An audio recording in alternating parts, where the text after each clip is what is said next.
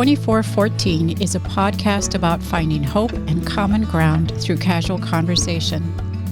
Like the friends on the road in the New Testament, in Luke chapter 24, verse 14, we want to walk away with more understanding that leads to more conversation as the journey continues. Thanks for walking with us.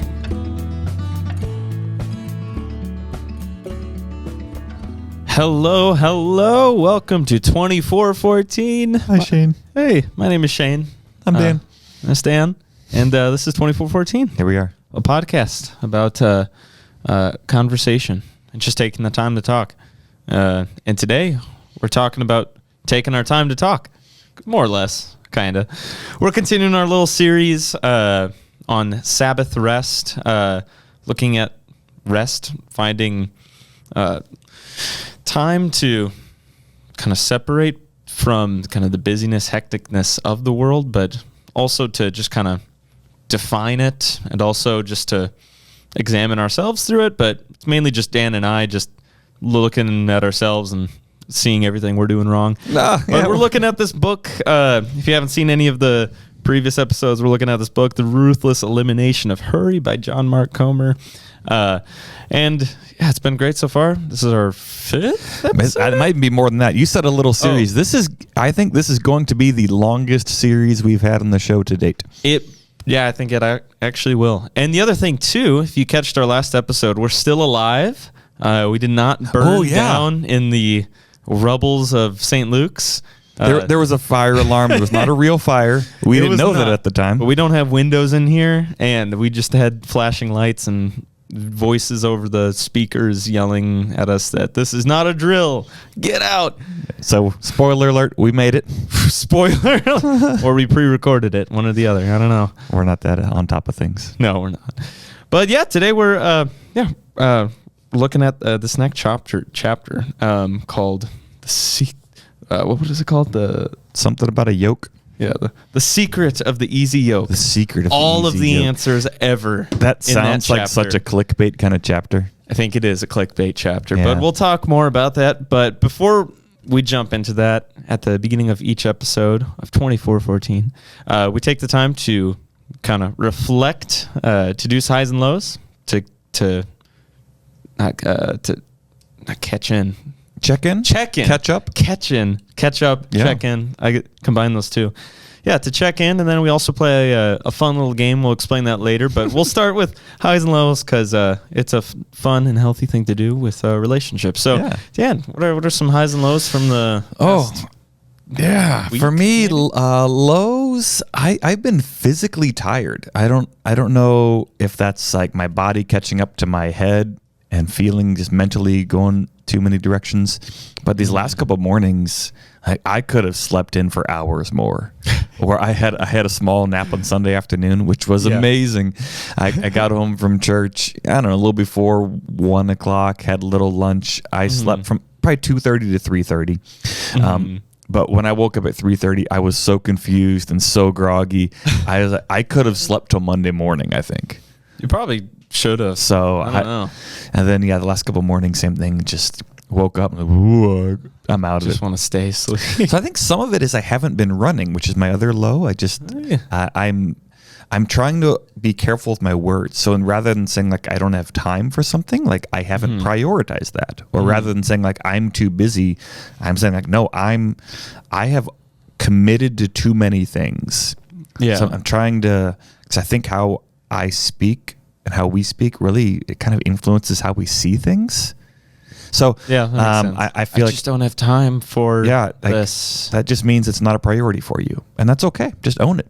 Yeah. And so I think there's something really freeing and empowering of just owning it. So I am too committed right now. I'm committed to too many things, and I have not prioritized physical exercise.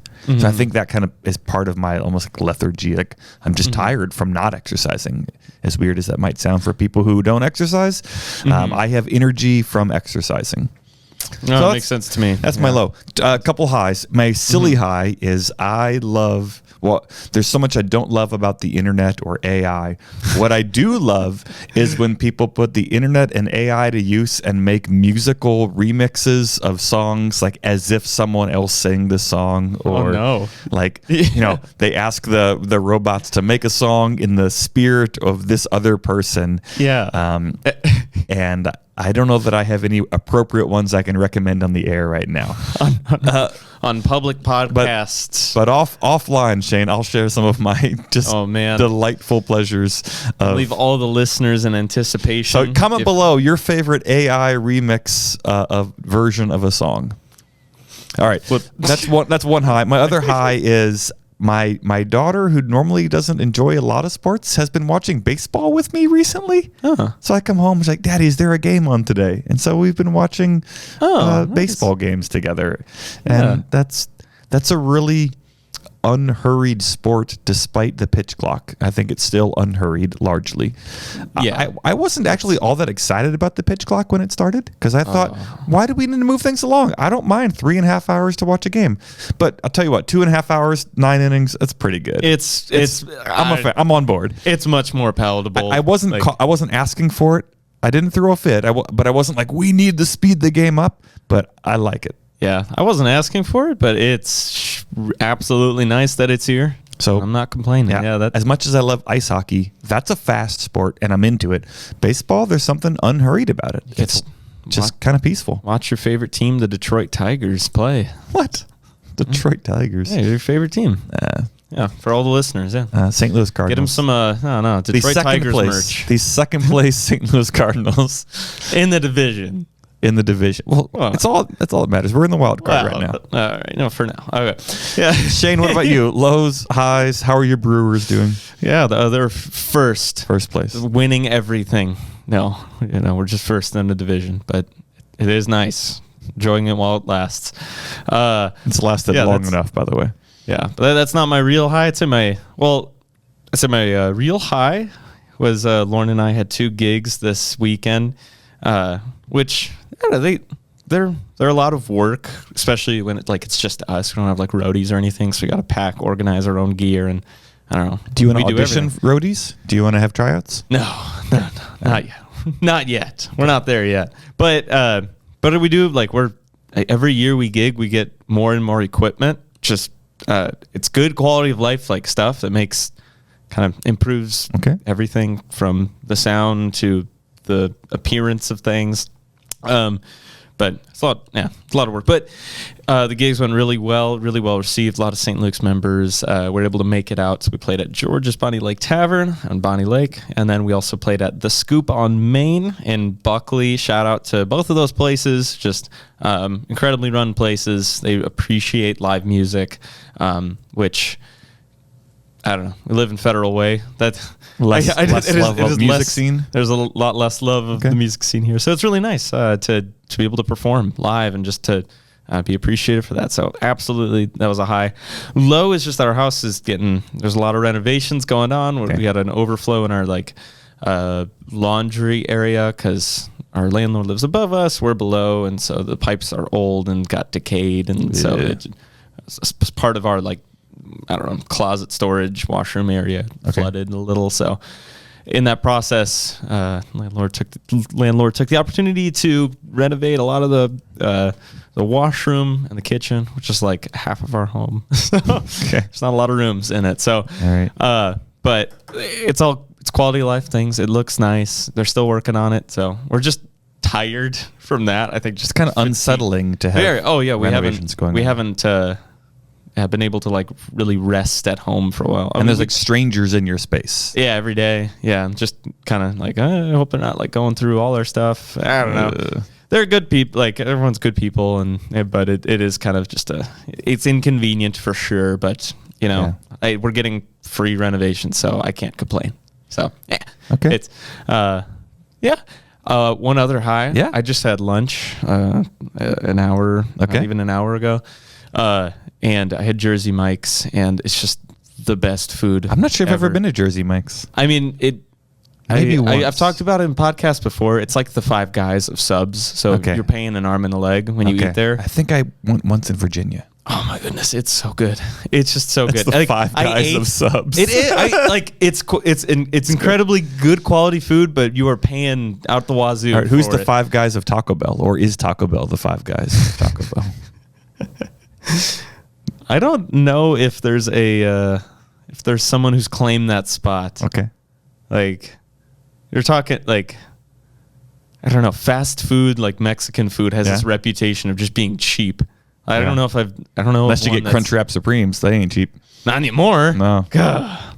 Man, let me tell you, fast food prices. I knew all the ins and Speaking of fast food, how do you feel about the digital order menu, like where you touch a screen and ignore the person behind you at the counter whose job it is to take your order? Do you talk to the person or use the screen? It depends. I use the screen every time. I ignore the person. I think both. So it depends, I think, on what restaurant I'm at. Because at like Taco Bell, there's certain things that you can like customize on your order that I didn't know you could customize before the touch screen. Okay. So I was at Taco Bell. This was like, I don't know, back when I was in college. They like were slowly introducing the touch screens. And I was like getting my bean burritos, beefy 5-layer burritos, and they were like, you can get it grilled. I'm like, what? Heck, I can do this for no extra cost? What? You add like... Look it up. Yeah. And so all this stuff you can add. It blew my mind. There's so much stuff you didn't realize you could do to add. Like, and at McDonald's too, you can add like onions and mayo. And there's like degrees of like a few extra or a lot extra or light. Depending on what it is, they will charge you though. Okay. Now times have adapted to it, so now you can't. It's not as fun anymore. All right. I don't like using apps to order things. The only time I use my phone to order food is when I'm at the airport and the Starbucks line is crazy, and you can just order the food and then go pick it up, and I can jump the line. But if I'm going to a restaurant, like a fast food restaurant, I don't like to order ahead. It's quicker. I've found now it's quicker to order in person than order ahead if you're going straight there. Yeah. If you're ordering like an hour beforehand and you're timing it like oh, it's 11, I'm going to eat at 12. No, great. You're eating cold food. Yeah, but then it's unpredictable. But there's been so many times, I guess, story here. Panda Express. Hey-o. I love Panda Express. It's great. The kings of Chinese fast food. They're the Five Guys of Chinese fast food. Because they're like the only ones, Okay. but they've got the crown. And yeah, Lauren and I ordered ahead, and we ended up like sitting like at the restaurant watching like for 20 minutes people like order their food, get their food, leave, leave. Or like, oh my goodness, we should not have ordered. We could have eaten by now. That happened to me at Subway. Oh. You're dead to me, Subway. And your stupid app, you can just get rid of it. I hate apps. But so yeah, as much as I hate fast food apps, I love the touchscreens in the lobby. I'm all about it. As long as you can ignore the person there. I'm just a hypocrite, but that's where I'm at in life. Yeah, the touch. Moral of the story, today's episode, I hate apps. Thanks. There you go. Download our 2414 app on iOS and the Google Play Store. No, I'm kidding. We don't have an app. No. All right, Shane. Do you want me to draw one? We're gonna play a game here, friends. Okay. Yeah. So Dan and I. We enjoyed this casual conversation. If skip ahead, you can skip ahead if you want to. The series is really like what we're talking about. This book is the ruthless elimination of hurry, and if it has taught us anything, it is enjoy every fleeting moment of life. Like, and this is a fleeting moment of life as much as any other, and we're enjoying each other's company. I think it's given us permission more than anything. I think I bet some of our listeners are like, you guys were playing this stupid game before you found this stupid book. Hey, yes, but we have fun. It is fun for us. I hope it's fun for listeners. And also, I'd like to think it models conversation as well. I don't think we're great at conversation. I don't know if there's a scale from 1 to 10 if you can rate conversations, but heck, if more people just took the time for just conversation and not worrying about the next thing in life, I think we'd all be better for it. So in that same vein, we're playing a game because it's fun and it's memorable. It's called Outburst. Outburst. That's today's game. And this specific game we have is copyrighted, I think, like 1987 or something like that. Yes. And it's kind of like Family Feud, where there's a like a prompt. It's like presidents, and where you have to list the top 10 presidents based on the survey or whoever made the game. Yep. And we just yell out as many answers as we can, whatever we get. This is a play along game wherever you're at. It is. So you can pause. You can play with the timer for us if you feeling confident. There's going to be a prompt, and we're going to just start spitting out answers, and then you can tell us which ones was obvious and we did not get. All right, Shane, we're gonna do pick a card, any card style, and then you get to pick with a very quick decision which side of the card we're gonna do. All right. What does it say? Top side. Okay, you can look at it in case it's not appropriate. Okay. All right. Rest in peace. Here we go. What's the category? Famous college basketball coaches. Famous Good luck. college basketball coaches. Luck. And go. Bobby Knight. Sure. Eric Spoelstra. I'm just going to name NBA coaches because Mike Krzyzewski. Coach K. Yep. The guy from Duke. Bobby Knight.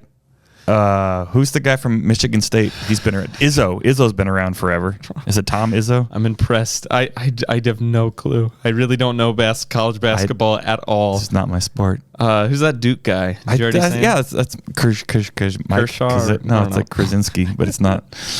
This is I felt better for Richard Nixon than this. I love basketball. I don't watch college basketball. I like March Madness. I fill out the bracket. Who's the Chicago Bulls? Phil Knight. He might have Phil Jackson. Phil Jackson. Who's? Oh yeah, I said Bobby Knight. Phil Jackson. Oh my goodness. Phil Knight's the Nike guy, isn't he? And time. No, we still got time. And time. We did it, Shane. I'm gonna say one. None. New record. Have we ever got none? I think we have. We said that last time about Wheels and Doors, that we've never got it, and then you swept. Even though we didn't list even 10 coaches, I bet we got all 10. That was that was pitiful. I need a redemption card. After this. That was just awful. We have unless it's insanely inappropriate, we won't read it, but if it's just a bad card, we are stuck. Okay. You're stuck with it. Here we go. Oh, I knew this first one. That's embarrassing. I did. I bet I didn't. So I knew the first one. Okay. And I refer to him when I work with my cross-country kids every year. So, number one, John Wooden. I think he's UCLA, maybe, like the winningest basketball coach ever. And he's like this incredible leader. And every year, this is what I talk with my running kids, because every practice, like some kid's shoe comes untied. And John Wooden, who's like the best college basketball coach of all time, working with these full ride, D1 athletes, he would spend like the first practice teaching them how to put their socks and shoes on. Huh. These are like grown men, and he's like, we're going to learn to put your socks and shoes on because the fundamentals matter. And he also like cared about like you have to do the little things right. And so, John Wooden, he's just like the greatest coach. I'm embarrassed I don't know that one. I'm not. I feel okay. neutral. John Wooden, that's on me. Number two, Al McGuire. Mm-hmm. Famous coach for great guy. The Iowa Hawkeyes. Yep. The Iowa Number Sentinels. three, Ray Myers. Florida Gators fame. Sure. Mm-hmm. Number six, Adolph Rupp. Boston College. This was in the 80s. Number five, Denny Crum. Denny Crum of Montana Grizzlies, I believe. Yep. Go Grizz. Yeah. Good team. Number six, Jerry Tarkanian. Go Mizzou. Mizzou. Number seven, what is this? Raleigh Massimino. Of the Fighting Illini, Raleigh Massimino. Number eight, Dean Smith. Do you know anything about Dean Smith? Fun fact about Dean Smith, oldest of 10 children. Do you act? Number nine, Hank Iba. Hank Iba. He was the Shreveport Pretzels. That's what they called him. Mm-hmm. And number 10, Bobby Knight. I got one. Whoa! Bobby Knight. How do you spell Knight? Is that with a K? KN? Yeah, he coached for Indiana. IGHT or IT? Yeah, like a knight in shining armor. He coached for Indiana University. He threw chairs and like abused players, and so he was like, no, really, he was like this violent person. That's what he's famous for. You looked up to him. He was a great guy. He got the job done. All right, we got one. That was we should have gotten two. I regret not getting John Wooden. That was bad. We got one. We should do another one. I need something. Okay, we're gonna do one more. Famous college basketball. I say just flip it to the back. I think we've done that one. Did we? Yeah, Signs of the Zodiac. I think we did that one. It's like horoscope things. I think that does sound vaguely familiar. All right. Here's our next one. Oh gosh, can we just do the first one I saw? Those are the rules. All right, first one I saw. That's what it says in the rules. I don't know what this is. I don't know what this is. Absolutely read. Let me at least clarify what I think it could be asking before we just start shouting at each other. I'm gonna shout. Just gonna. So, listeners, if you haven't pulled over yet, pull over. We need you to be safe. It's violent. The category is place setting. Does that mean like at a table, things you have at a place setting, or is it like settings for a book? What do you think place setting means? I thought it would have said place settings. Like so that, for me, that would mean like locations. No, I was gonna say things on like a table, but I guess how about this? I'm gonna do the table, and you're gonna do novels and books and plays. I'm not gonna remember. Okay, all right. And we're going to come up with place setting. Just remember place setting. So you're doing like tabletop. Yes. And I'm doing. This is going to be so overwhelming for people trying to listen. They're like, I'm out. I don't care. I'll catch you next episode. Stupid. All right. And go. All right. New York. Knives. City. Forks. Forest. Spoons. Cabin. Dessert fork. Suburb. Cup. Chicago. Coffee cup. Say London. Saucer. The plains. The little ring. Prairie. Napkin. And then the napkin and the napkin ring. Living room. What's the little place, the table, the Say mat? A home. Salad fork. Name placard. Say moon. Ooh, space. Yeah. Ship. Yeah. The centerpiece. Jail. The table number. Prison. Sometimes there's a number at table things. Yep. Good one. As a vase. Flowers. Say the Midwest. And that's it. No. Place setting. Who do you think got more, Shane? Between us two? Wait, I don't... Whoever got the right setting. Prompt. What a name. What a category. We assumed it was one of those two. There's probably another place setting it could be. What's the over-under? It's neither of what we were saying. Oh, my goodness. I bet we got more than one between the two of us. Dude, I got a lot of guesses. I'm kind of proud of them. Here we go. We'll find out right away on this first one. It was mine. No. All of my answers are in vain. It was 50-50. All right, I'm not out yet. I'm not out. I can't read. New York could still be in here. What's the first one, Shane? I said plane, so all right. Oh, I was so close on this first one. Plate. I believe I said plate. I said planes. I'm like really close on that answer. I think I said plate. Okay. This is so dumb. It says water glass. I said that. Water glass. Well, I said glass. I'm going to count it. I separated water glass from coffee cup. Okay. Because number 3 is wine glass. I did not say that. I'm counting water glass. Okay. All right. Then so cup. Plate. As if glass is water glass. I wrote cup right here on my plate. Or on my paper. It says cup. Okay. I believe it. I'm at 2, I think. Maybe 3. I give it 3. If you wrote cup and glass. I don't see glass anymore. I may have just said cup. I think I just said cup. You don't even remember. Okay. It was hard with all of your noise over there. I couldn't concentrate. I was sabotaged. All right, what else do we have? Number 5 is saucer. I said saucer. Whoa, wow. Yep. Nice. All right. I got it right there. If this next one is soup bowl, but if you just said bowl, I'll give it. I'm looking at my scribbles. I don't think I said bowl. Bowls are weird. No one uses them anymore. No. Number 7 is knife. I said knife. Okay. All right. Number 8, fork. Said fork. 9, spoon. Said spoon. 10, napkin. I said napkin. Okay. Oh, how did we do? we got 7 at least, maybe 8. I can't read my handwriting.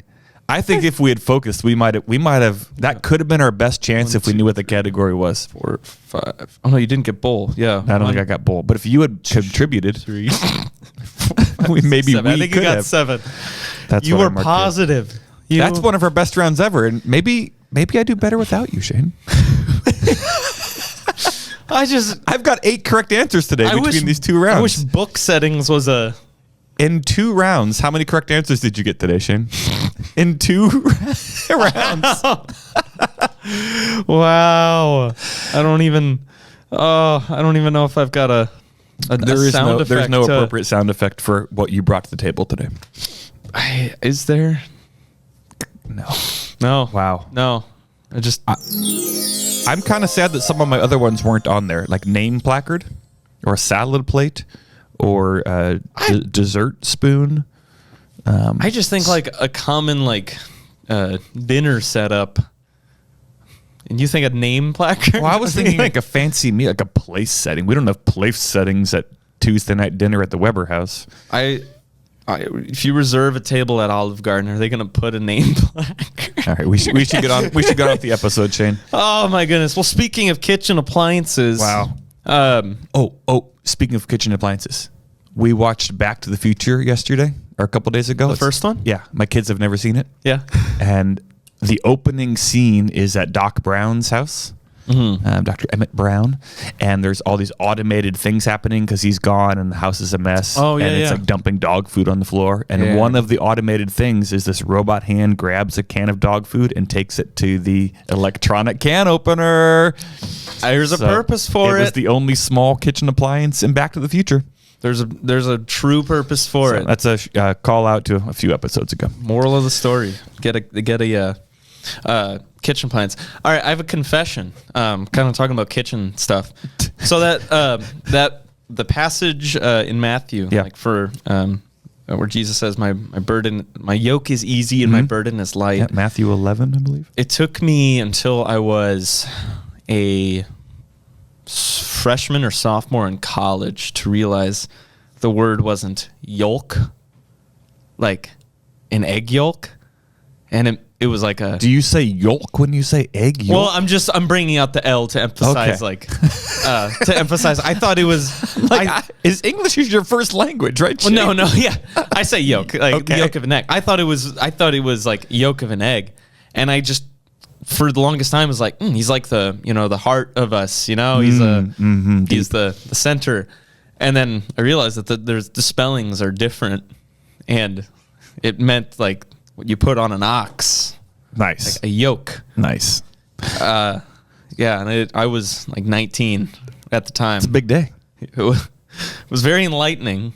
It's a big day. I was what do they say on the internet? I was today years old. Today years old when I discovered or whatever. Yeah, so I was. But that's the title of this chapter.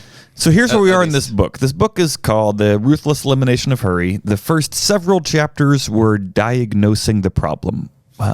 For some people, maybe there was the author here perceived a resistance to the fact that, hey, maybe we're living at an unsustainable or unhealthy pace. So I think he spent probably more time than he needed, at least for me. And usually if you're buying the book, you probably are interested in what the book has to say. So I think he probably worked harder than he needed to make the case, but it still was helpful for me to give expression and insight into maybe what I'm feeling, I'm not alone, or why I'm feeling that. And I think, and perhaps he wrote it too from the perspective, just maybe he's writing it from many perspectives so that one of these perspectives will at least catch your attention. Yeah, that's fair. So kind of diagnosing the problem, and then last week began this transition to say, okay, so if that's the problem, what is the solution?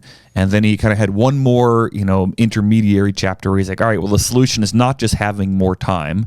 And so now we're kind of moving closer towards, okay, so what is the solution? Mm-hmm. And that's where we have this kind of clickbait sort of title, The Secret of the Easy Yoke. Yeah, for the title alone, it makes it sound like all the answers are in this, which, depending on how you, I don't know, how this book kind of speaks to you, maybe it is. Maybe this chapter, more than any else, will change your whole life. I don't know. I don't think it will. But I think it spoke to me a lot better than it did what it sounds like to you. Yeah, there were parts I liked. There were parts that were less, Yeah. So I would summarize his chapter, this one, the secret of the easy yoke, if it's diagnosing, the problem of hurry and rushing and being too spread thin. So what's the answer? I think his answer in this chapter is something along the lines of be more like Jesus. And I would say in the physical, mental way, I don't know. That's how I kind of saw it, from like, this is how Jesus acted in life. This is how he went about getting from place to place. This is how his mannerisms were. This is how he perceived and how he thought. And so that's like, yeah, and because I think later in the book it very much goes into, but also like Jesus, more than just being a really good guy, Jesus like is the way. So like, but this chapter specifically, that's how I kind of. Yeah, and I don't mean that entirely negative. It's just it's not terribly satisfying in some senses. So he unpacks this idea of an apprentice. So if we look at Jesus and see an unhurried person, and we want to have that in our life, we might consider being an apprentice of Jesus. And so in the middle of page 77, he has these 3 basic points of what an apprentice does. Specifically here, an apprentice of Jesus. He says, put simply, to be one of Jesus's apprentices, or to have an apprenticeship under Jesus, 3 basic goals. Number 1, be with Jesus. Number 2, become like Jesus. And number 3, do what he would do if he were you. So be with Jesus, become like Jesus, and do what he would do if he were you. Mm-hmm. Which the wording of that sounded odd to me at first, but I've actually kind of liked that as I thought about that a few times. Honestly, that in this chapter reminds me of, remember all the bracelets and the slogan in the early 2000s? It was WWJD. Yeah. What would Jesus do? What would Jesus do? Just don't think it's a great, I don't know. Like, I still think it's a great slogan. I don't know what to call it. I mean, like, even before getting more to, like, so into it, I think Jesus is a pretty good guy to model after, though. Yeah, I suppose so. I suppose it depends what you're talking about, but yeah. If you're trying to get better at Fortnite, he's not going to be a whole lot of help. I don't know. He would have crushed it, man. He would have been the epic gamer. No, I don't think he would. I think I have this sensitivity as a pastor when anybody who's making a point sort of jumps to Jesus as the superlative example of everything. So it's like, oh, okay, well, like if you want to be a good teacher, Jesus was the best teacher, so do what he did. Like if you want to be a good chef, Jesus was the best chef, so do what he did. Like if you want to be a good friend, Jesus was the best friend anybody could ask for, so do what he did. Like if you want to be a good neighbor, Jesus was certainly the best neighbor there ever was, so do what Jesus did. Yeah. And I could see. I've never thought. Some of those things are helpful, and some of those things are like, you're just leveraging something for a purpose that wasn't original. Yeah. So that makes me nervous. And I think there are kind of 2, factions of that. I think there is the side of the, like, be like Jesus in that, like, he was perfect and sinless, and that he very much, like, had a life to be modeled after, I'd say. Yeah. But I think there's a different side that says, like, Jesus was God, and so he could do anything. And so, it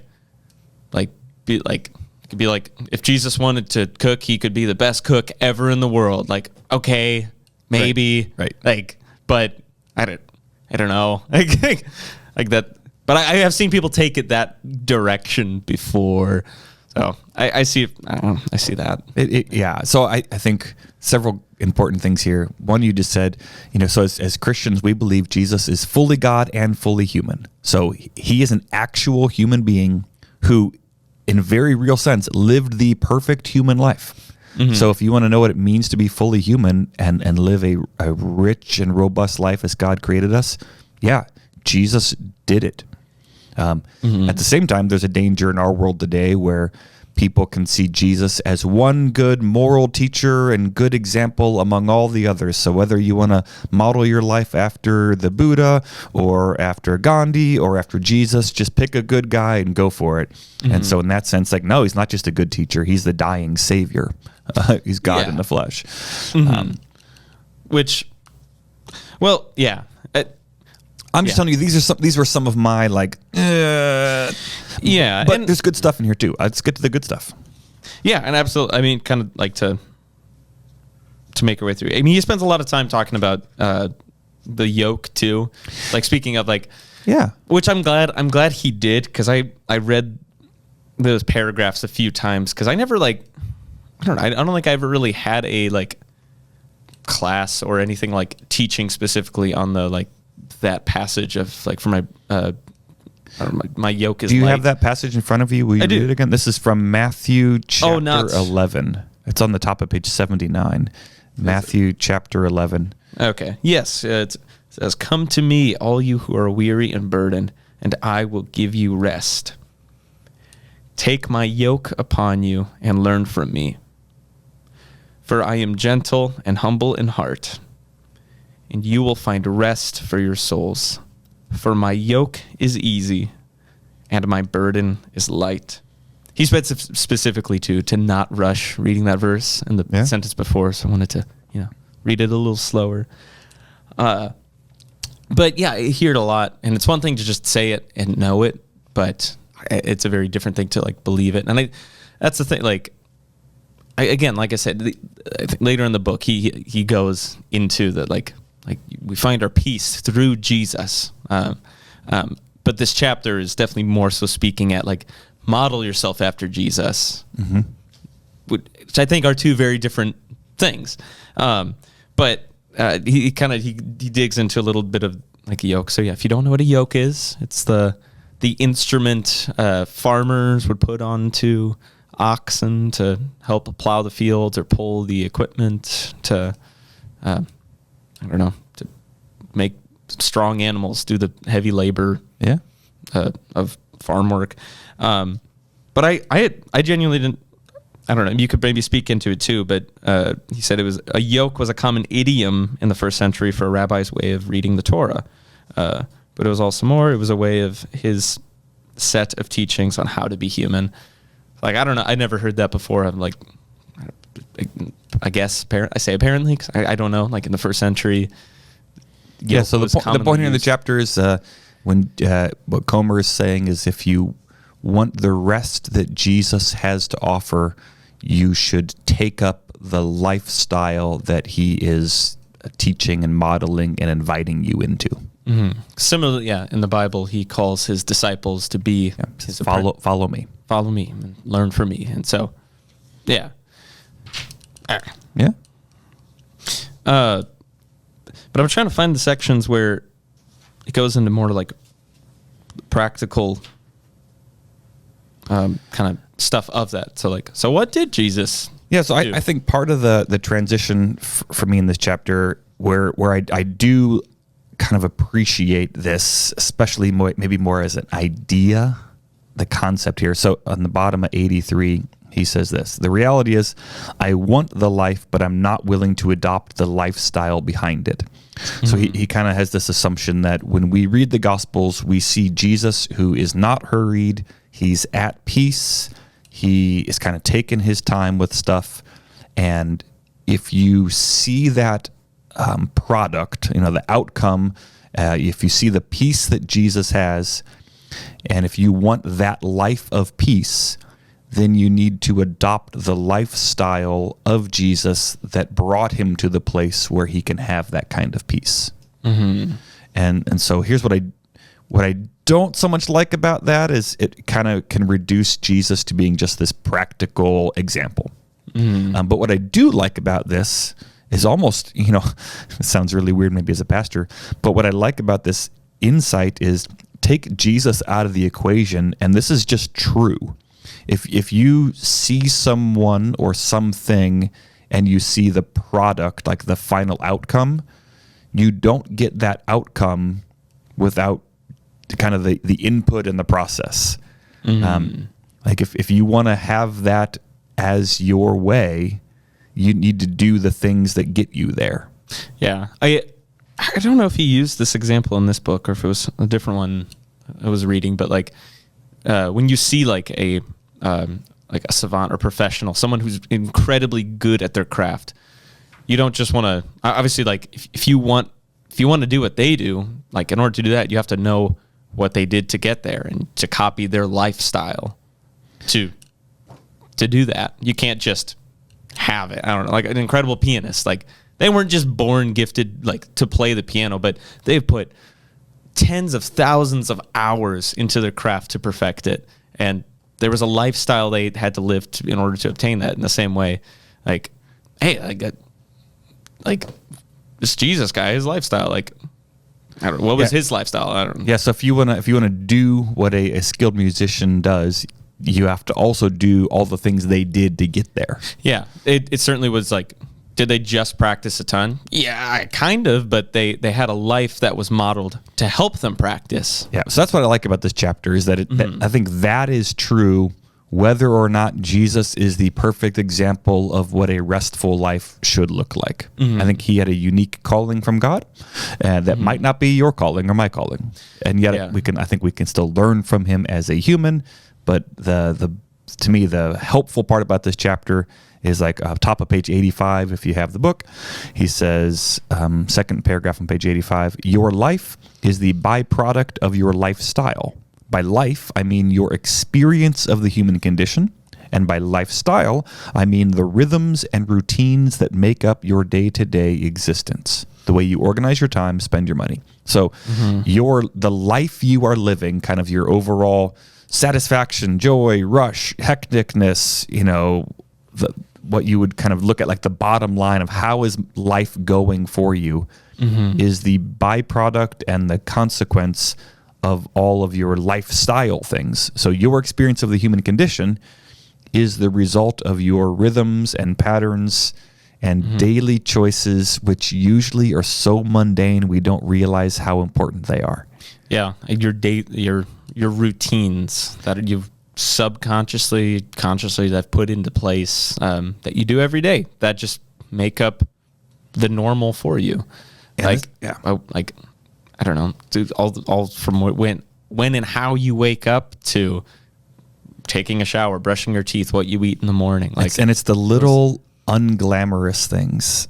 Like when somebody asks about your day, you're not going to say, I woke up and then I picked out my clothes for the day and then I got in the shower. Like that's the mundane. That's the routine. That's the lifestyle. Like, right. Yeah. So somebody says, if I haven't seen a friend for a while, they're like, hey, how's Charlotte? How's your marriage? I might say, yeah, we had our 18-year anniversary. We took a trip. And that's a cool like highlight moment. But we got there because we eat dinner together most nights and we brush our teeth next to each other by the sink. Who wants to? Yeah, like that's not flashy, but those are like if I didn't brush my teeth next to my wife and go to bed at the same time and eat macaroni and cheese across the table from her, we don't get to that spot where we have a delightful week away for an anniversary. And so what John Mark Comer is saying in this is that those little things matter. Yeah, it's the ongoing rhythms and routines that get you there.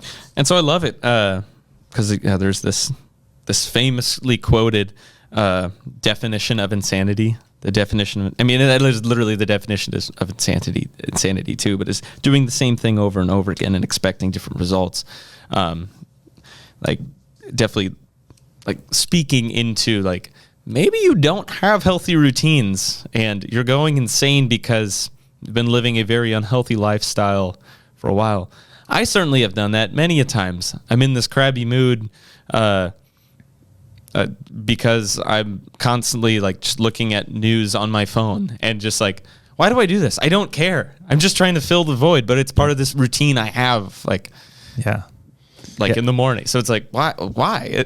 So that quote on middle of page 85, every system is perfectly designed to get the results it gets. So your life and the rhythms and practices and habits of your life have been developed intentionally or unintentionally to bring you to the spot like of where you're at. And so if you don't like where you're at, and this is like the hard, uncomfortable part, you have to change something about what you're doing. You don't get to keep doing what you're doing, which has brought you to a spot where you don't want to be, and then say, I wish I was somewhere else, but I'm going to keep doing everything I'm doing that brought me here. Like, that's the crazy part of, gosh, I wish my life was different. I wish I had more joy. I wish my wife and I talked more. I wish my kids were, like, well, then what are you going to do differently? Well, nothing. I don't want to do anything differently. I want to keep doing all the things I'm doing. I just want it to have a different result. Yeah, that's not how it works. Yeah, you can't. Your lifestyle is how I don't know. Yeah, life becomes. So that sounds so obvious, but it's also so hard. Of like, oh, if I want my life to change, I have to change how I live my life, and I don't want to change how I live my life. I just want to have a different life. And I don't think like it's so hard to recognize like routines and patterns that you've developed in your life for your whole life. Like if you've never, taken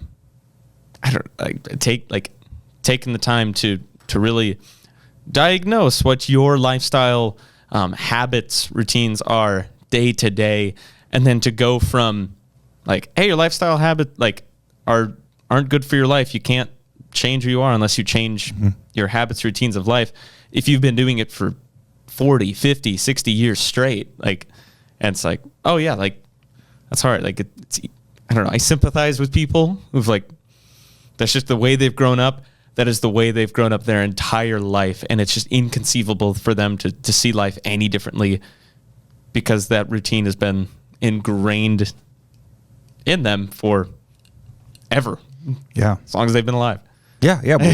We are products of our situations and circumstances, and some of those are beyond our control, and some of those we have built on purpose or unpurpose, unintentionally. Sometimes there are unintended consequences of, oh, I did make this choice, and now I'm so far down this road, I can't undo the choice, but I didn't know this was going to be the product of that. I think I'm not a smoker, but I think of people who have smoked for a lifetime. They maybe didn't know in the beginning that this could or would cause cancer. And maybe they didn't know how addicting this could be.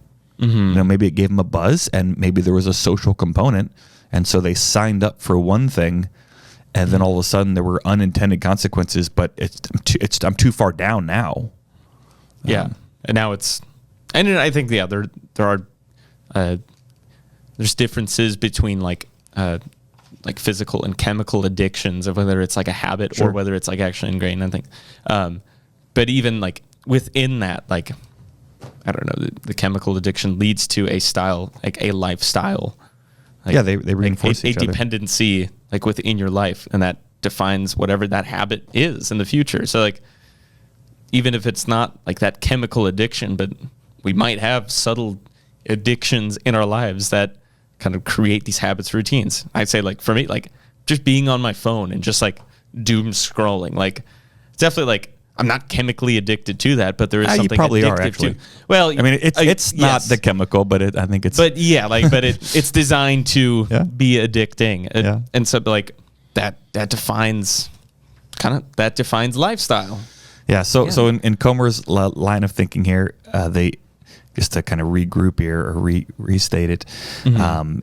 His idea is that if you look at Jesus, you see a person who has peace.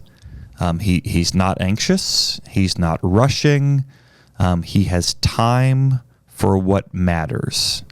And if you want that in your life, to have peace, to not be in a hurry, to prioritize what you actually think are priorities.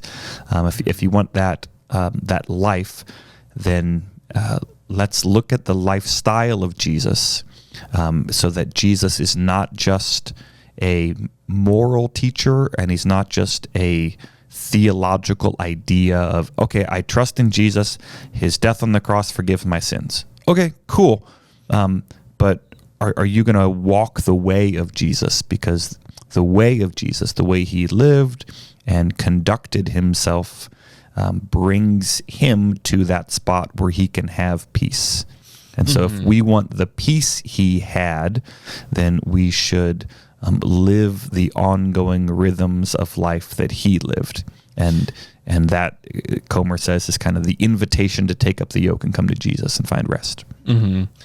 And I'm not saying that negatively. I'm just trying to like recap what I think the chapter's saying. Yeah. I mean, he puts it very blatantly, like the solution is simple, like to live this full life, to feel peace. It's just like, just follow his way, copy his lifestyle. That's it. Like, I don't think that's it. Like, just completely following his lifestyle. I think you'd feel at peace to it, but I think we're sinful beings. We can't. And the big difference between us and Jesus is, he's perfect. We're not. We're going to mess up, and we will stress. We will be at peace. Like, also, he didn't have a job. Yeah. Like, I just like, like, what a bum. Right. He probably helped around the house growing up, but at least in his public ministry, he. He's just a pastor. He didn't. No, I'm kidding. He didn't have a paycheck. He didn't have a wife. He didn't have kids. Like, we've got different callings, and that's okay. It's not a very. I don't need to leave my wife and kids and quit my job to do the way of Jesus.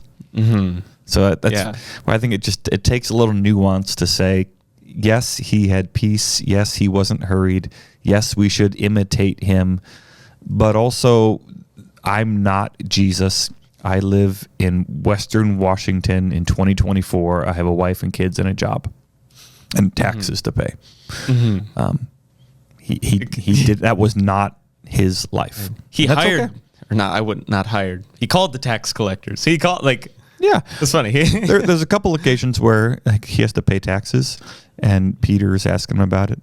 And he performs a miracle. You remember that? He goes, here, we got to pay this, whatever. Why don't you go catch a fish? First fish you catch, there's going to be a coin in his mouth. Why don't you give that to the tax man for us? Well, okay, just do that, Shane.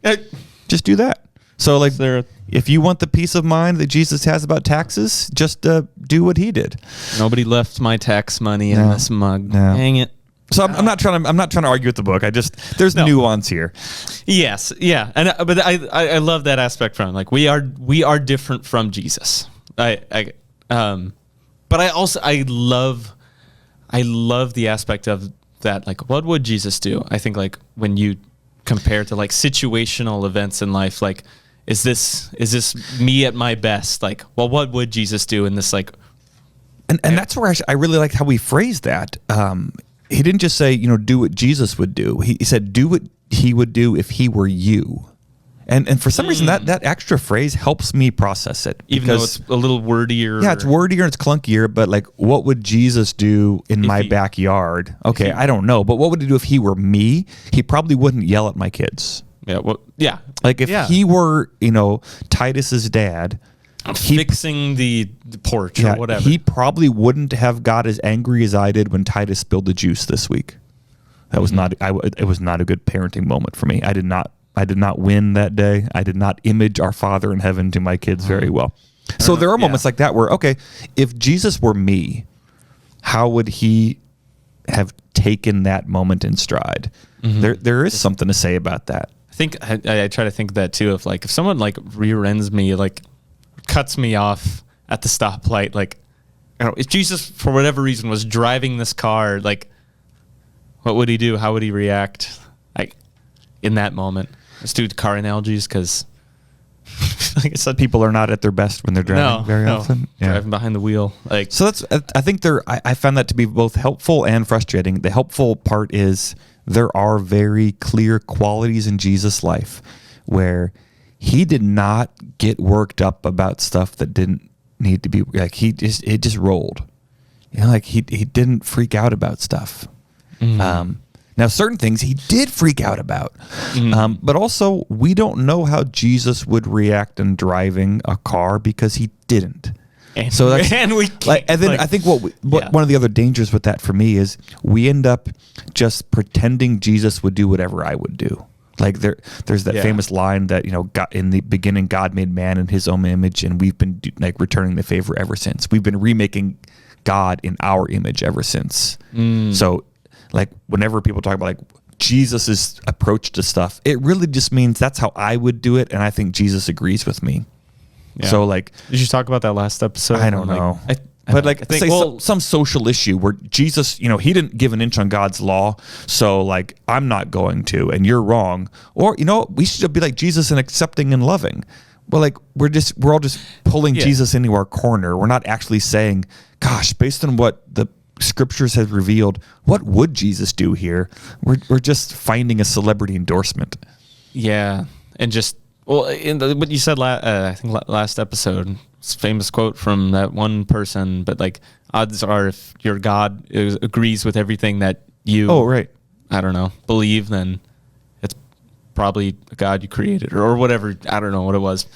Yeah, so I where does Jesus challenge us in a scriptural way? Where does Jesus teach us in a way that's biblical? And most of the New Testament isn't talking about his normal life. Jesus is on a mission from God to usher in the kingdom of God and proclaim and bring about the reconciliation of God to the world. And like, so like what would like his morning routine be? Like it doesn't say, like we've got one or two verses where he went off by himself to pray. So I think that matters. But were those the only 2 times he did that, or was that every day? Was it every other day? Do we actually know what that routine was? Yeah. So there's a lot of extrapolating. Makes me nervous. Yeah, that makes a lot of sense because this chapter very much is about routine in your daily habits and your lifestyle and your choices. So I agree with his point. I just don't like his illustration because we don't know everything Jesus did and what he would do if he were exactly in our shoes. But we know he would like. There's a lot of great things he did. I thought I can't remember. I had a thought. No.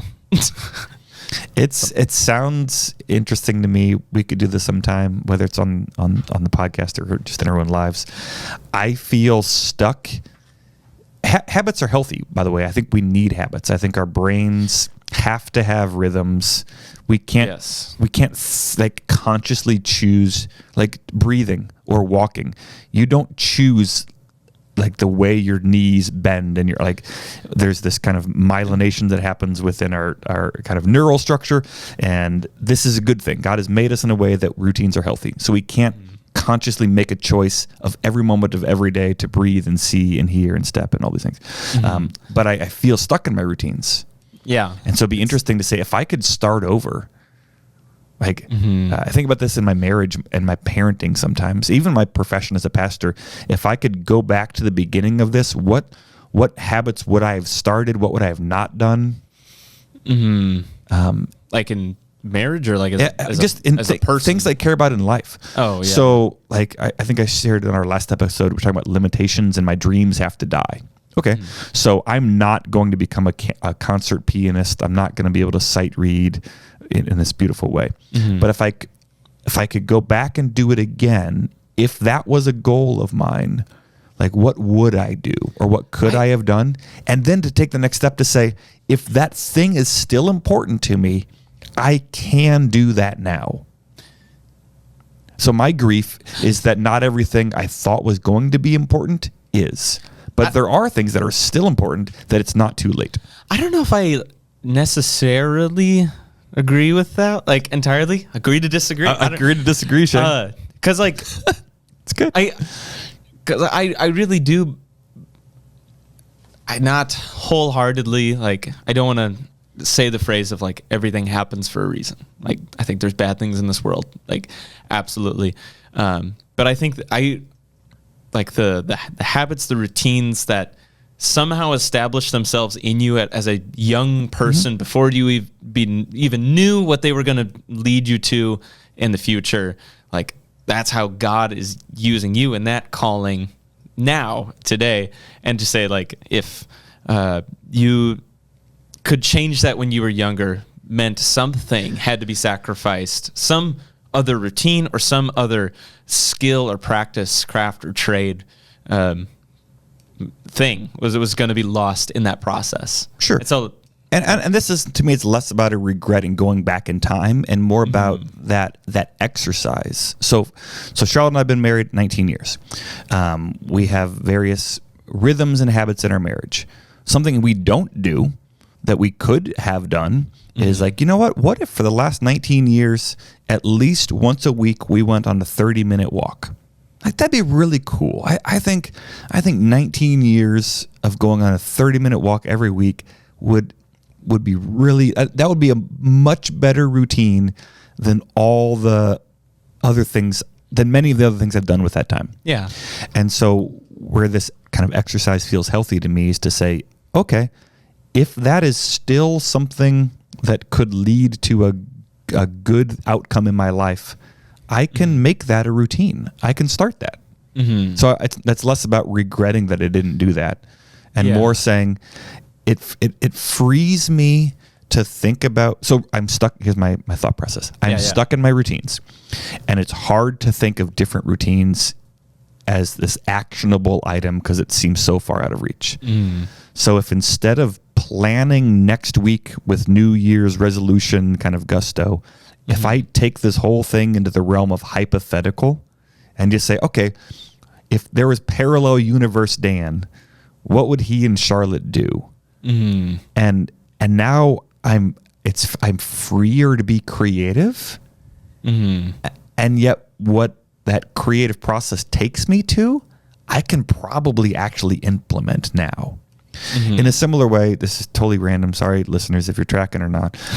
As a pastor and someone who writes sermons, it's really hard for me to write sermons a lot of the time. I stare at a blank cursor on the screen and I just go, But if another preacher, I've got a number of friends and colleagues who've said, hey, Dan, I'm working with this idea. Help me get unstuck. Oh, it is easy. I can work with somebody else's sermon because there's no pressure. It's delightful to work with another preacher and like, oh, just do this. Like I see it. Like, I see through the matrix. This is what you were trying to do. I see your end point. Like I see the matrix when it's somebody else's sermon. When it's mine, I'm just staring at a blank cursor. And so in a similar way, if I can imagine what would I have done 20 years ago, that actually feels easier to me than saying, what could I do today?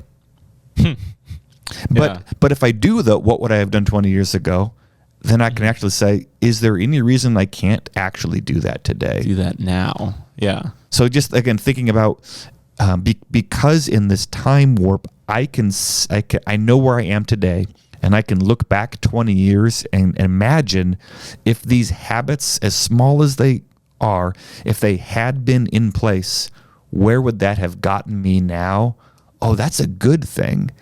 And I can say, all right, well, I can, that's still a good thing. If that's still the outcome I want, or to use Comer's language, like if that's the life I want, are there lifestyle choices I can make differently now? I don't know if that makes any sense. It feels really empowering to me to see the life I live is the sum, the product, the outcome of the choices I'm making. Yeah. I'm not a victim. Yeah, you're not a victim. But at the same time, what you could have done back then, I guess, could God still worked be very possible now. Yeah, good things have happened. Yeah. I could have ignored The Office, but then I wouldn't be able to be a thorn in your side and give you an Office quote every single day. Single day. We all have our sins to bear. This is a cross. Yeah. Crosses to bear, whatever. I think the other thing too, I think that John Mark Comer talked about in this chapter, that he didn't talk about as much in this one, I don't think, but he talked about in earlier chapters, just similar, was just the Jesus walking thing. Like Jesus walked everywhere. Be like Jesus, and like. So you should walk everywhere instead of driving? Yeah, it's like I don't think he said that verbatim, but he kind of hinted at it to say like Jesus walked everywhere. We also can take our time with things in life, which I don't know. I'm not gonna walk everywhere, and I don't think What that's exactly Jesus what he was Shane? saying. Why would he? I don't know. But I still really love that. I don't know, in the theme of the hurry, we've talked about just taking your time with things. It's very like liberating for me. Yeah. Just makes me enjoy every little moment in life. Just watching things, hearing things, just, like not only just like the creation, but just the sounds like at a grocery store, like just seeing all the people, but just seeing the people and being like, yeah, all these people have lives, and just like recognizing them too. Just, I don't know. There really is just something beautiful about taking your time with things. Like Jesus really like never ever rushed ever. It's a pretty nice way to live too. Here's the irony for me about some of this today is when being around people and slowing down. This sounds good, and I want this. And I recently have been listening to nothing in my car when I drive. Mm-hmm. It's just peaceful. I don't typically have earbuds when I go out, whether running or like at the grocery store. Mm-hmm. Some of you might not be listening to this in your car, cool, or in earbuds at the grocery store running, cool. But the irony for me is like, yeah, let's slow down and be present. Right before we came in to record, I downloaded probably 6 hours of podcasts because I stumbled upon some show that was talking about some of these very same things with like John Mark Comer is one of the guests, and Cal Newport from Digital Minimalism is one of the guests. All your favorite people. Yeah, some favorite people talking about my favorite topics. And there was one on like Eugene Peterson, this great pastor, and like workaholism in his family, and like all these like heroes of mine. And each podcast was like 2 hours long. One was 2.5 hours long. One was 3 hours long. Jeez. And like yes, I want to consume all this. And even that word "consume" is like, okay, when? I would have to listen to it at like double speed while I'm at the grocery store. So then I got earbuds in and I'm ignoring everybody, just like force feeding myself this content. And so that's kind of going back to our episode last week of, in order to live this life of being present and with people, it might mean you and I play cornhole on Wednesday and we laugh and we enjoy the sunshine, and I never get to listen to those podcast episodes I just downloaded. And like, that might be better. And those are the kinds of choices that like the routines and choices we make lead to an outcome. Mm-hmm. And so the professional side of my brain says, the more I can learn and grow and be exposed to other thinkers, I'm going to be a better preacher and leader, and I can learn and do my job better. And then part of me says, maybe just play cornhole with Shane. And that might be better in the long run.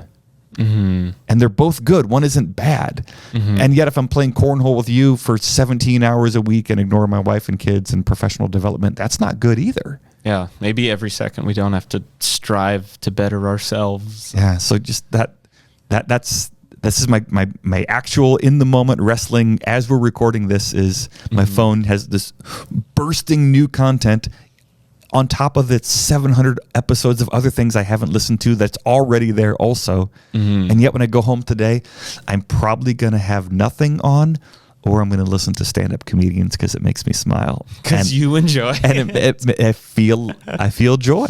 Yeah. And I don't need to be improving myself every moment of every commute. I can also just laugh at a silly story. Mm-hmm. I don't know. Sorry if that's kind of random, but just... No, it's not random, but it's also a work in progress. Yeah. We're all just figuring it out, I guess. That's what I think too. That's how I feel. Like, where's the bridge in that? And that's just God, just make it clear when you do have to learn and better yourself. Yeah, and I don't want to... What's too much leisure? Right, and I don't want to be in this pendulum mode where I'm I'm just working 80 hours a week, or I'm like, you know what, I'm at 39.9 clocking out and I'm done with work, and I'm, and like, I'm just going to play. I also don't necessarily want to schedule every moment of every day. Yeah. And so that balance of freedom versus schedule, and that balance of growing versus just sort of being. And I think one of my takeaways from this chapter is being reminded once again of the relationship between the choices I'm making, whether that's scheduling the choices or in the moment, kind of winging it, that those choices add up to kind of the life I'm living. And so if there's something that doesn't feel good about the outcome, I need to change the input in the process. Even if it's I can do that. Even if it's a good input, but the outcome isn't. Yeah, if this isn't doing what I intended it to do, I can make those changes. I'm free to. Yeah. So I don't know if there's takeaways, but like, I don't know. Yeah, I feel like that takeaway is for me, or maybe listeners, to like feel empowered that you can make decisions in your life. You can, I don't know, change, like, you don't have to be trapped in routine. Yeah, perhaps. And you don't have to make a new commitment of, I'm never watching TV again. Or, you can say, you know what, maybe today, instead of watching 2 hours, I'm going to watch 30 minutes or 1 hour or none, and just see how it goes.